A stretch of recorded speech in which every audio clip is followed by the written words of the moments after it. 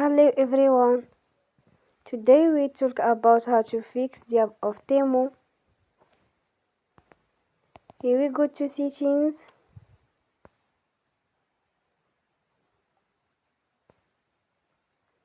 Then we click on apps.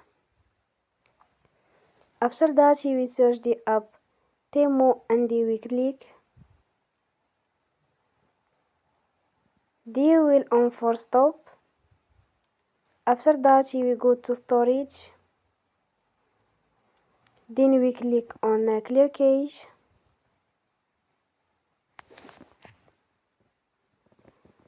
In the end, you will turn off your Wi-Fi and you will turn again. Don't forget to support us by like and subscribe. See you next time and thank you for watching.